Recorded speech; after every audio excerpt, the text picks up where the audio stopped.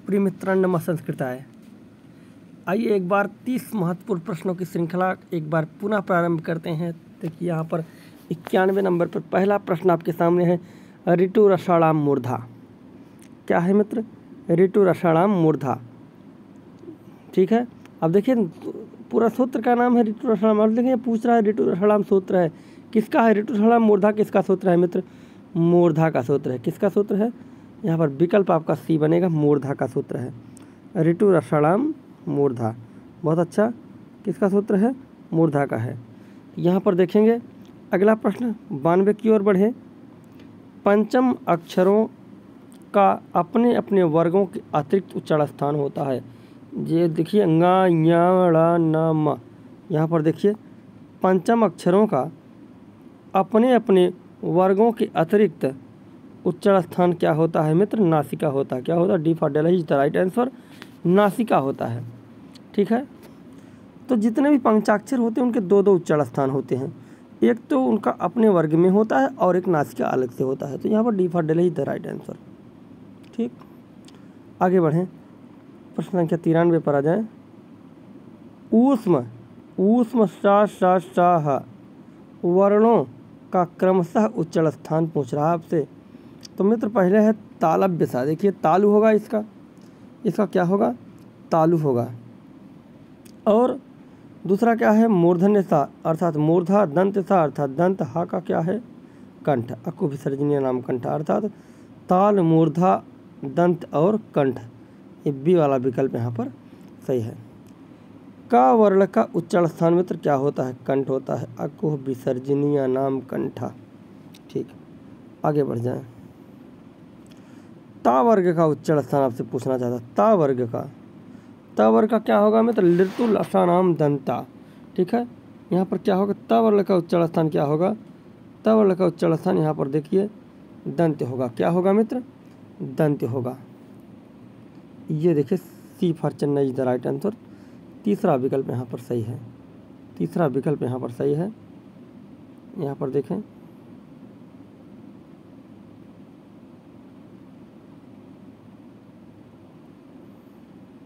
बिल्कुल आगे बढ़िए, तीसरा विकल्प यहाँ पर सही है। हाँ, 96 नंबर क्वेश्चन है, वर्गों के पंचम वर्णों का उच्चारण स्थान आपसे पूछना चाहता है। वर्गों के पंचम वर्णों का उच्चारण स्थान, वर्गों के पंचम वर्णों का उच्चारण स्थान आपसे पूछना चाहता है।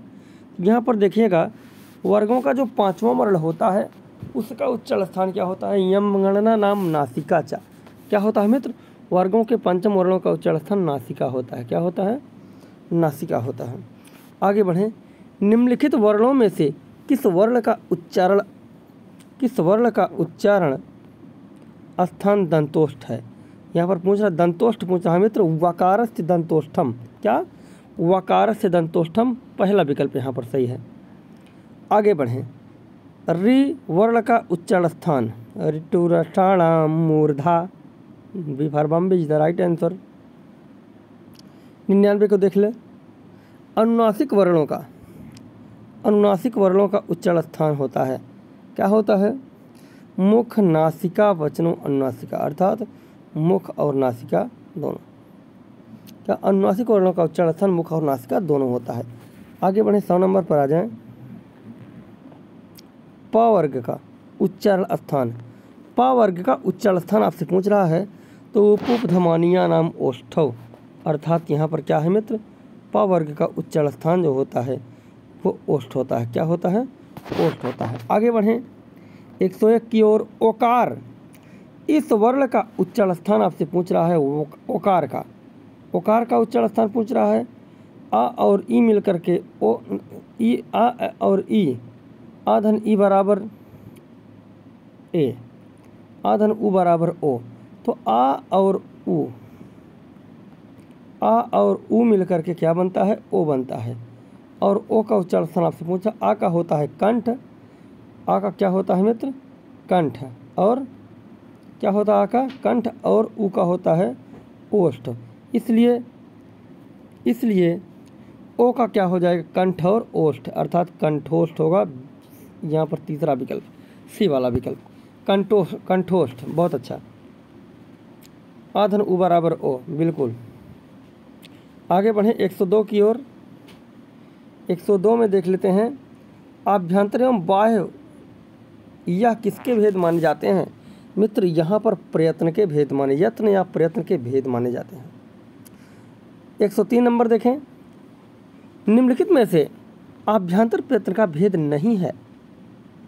नाद मित्र ये बाह्य प्रयत्न का भेद है, आभ्यंतर प्रयत्न का भेद नहीं है तो ये बाह्य प्रयत्न का भेद है। नाद यहीं पर विकल्प सही हो जाएगा। का से लेकर माँ तक के वर्ण किस प्रयत्न के अंतर्गत आते हैं? तो स्पृष्ट प्रयत्न के अंतर्गत आते हैं। का से लेकर माँ तक के वर्ण स्पृष्ट वर्ण होते हैं। इनका उच्चारण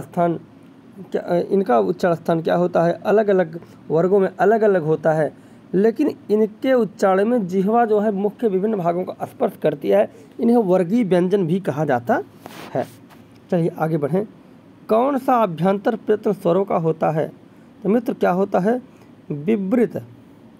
विवृत देखिए दो जगह विवृत है तो एक ही जगह लगाएंगे, चाहे यहाँ तो इसको काट देते हैं। तो यहाँ पर कौन सा आभ्यंतर प्रयत्न स्वरों का होता है? विवृत वाला जो आभ्यंतर प्रयत्न है मित्र ये स्वरों का होता है। ठीक। प्रयोग दशा में संवृत प्रयत्न है ह्रस्व आ का। प्रयोग दशा में संवृत प्रयत्न किसका है? ह्रस्व आ का है। आगे 5 आभ्यंतर प्रयत्नों का समूह आपसे पूछना चाहता है। 5 आभ्यंतर प्रयत्नों का समूह पूछना चाहता है।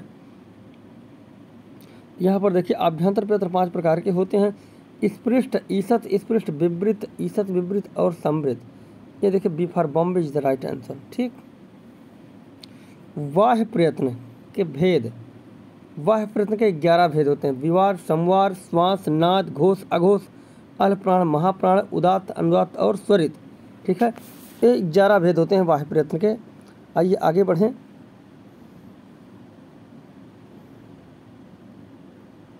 महाप्राण वर्णों की संख्या,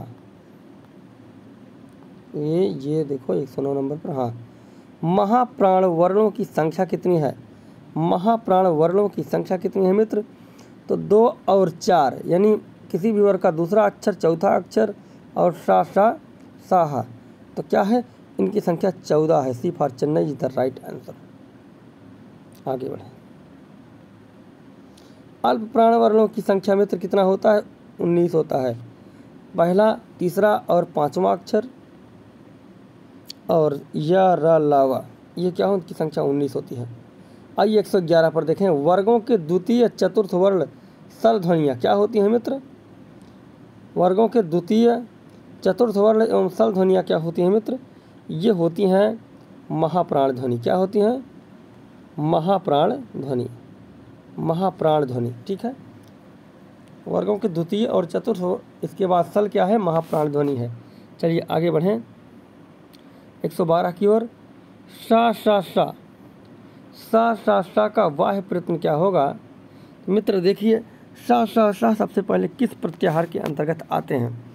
यहाँ पर देखिए ख फ छ ठ थ चट तव कपई सस्सर हल। ठीक है, ये खर प्रत्याहार के अंतर्गत आएंगे और खर प्रत्याहार के अंतर्गत जब आएगा तो विवार, श्वास और अघोष के साथ साथ यह महाप्राण है। विवार, श्वास, अघोष के साथ साथ ये क्या है मित्र? महाप्राण है। बी वाला विकल्प यहाँ पर सही होगा। तो हस प्रत्याहार और खर प्रत्याहार, हस प्रत्याहार के अंतर्गत आने वाले सभी वर्ण जो होते हैं वो क्या होते हैं? संवार, नाद, घोष होते हैं। और खर प्रत्याहार के अंतर्गत आने वाले विवार, श्वास, अघोष होते हैं। तो विवार, श्वास, अघोष के साथ साथ ये महाप्राण ध्वनि है, इसलिए यहाँ पर विकल्प बी जो है विवार, श्वास, अघोष, महाप्राण। ठीक है, आगे बढ़ जाए। जस प्रत्याहार के अंतर्गत आने वाले वर्णों का वाह्य प्रयत्न होगा। जस प्रत्याहार के अंतर्गत मित्र यहाँ पर देखिए जस प्रत्याहार भी हस प्रत्याहार के अंतर्गत आएगा। ठीक है, और हस प्रत्याहार के अंतर्गत आने वाले वर्ण संवार, नाद और घोष होते हैं। इसके अतिरिक्त जस में वर्गों का तृतीय अक्षर आता है, इसलिए अल्पप्राण भी होगा। तो पहला विकल्प यहाँ पर आएगा संवार, नाद, घोष और अल्पप्राण। ठीक। ईसत स्पृष्ट प्रयत्न हैं। ईसत स्पृष्ट अंतस्थ व्यंजनों का, स्पृष्ट ईसत स्पृष्ट अंतस्थों का। ठीक, अंतस्थ व्यंजनों का प्रयत्न ईसत स्पृष्ट होता है। वृद्धि संज्ञा करने वाला सूत्र क्या है? B for Bombay is the right answer. वृद्धिरादेश।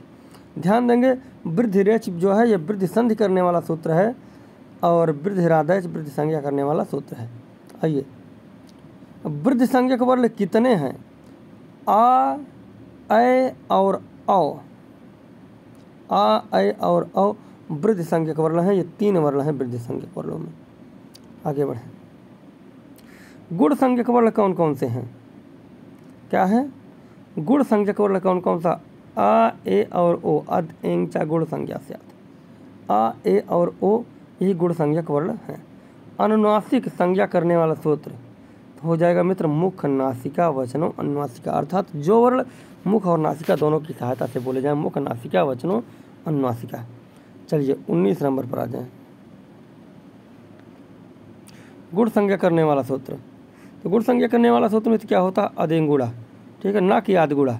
आदगुड़ा गुण संधि करता है और गुण संज्ञा कौन करता है? यहाँ पर संज्ञा पर ध्यान देंगे तो अदेंगुड़ा करता है। बिल्कुल। आगे आ जाएं।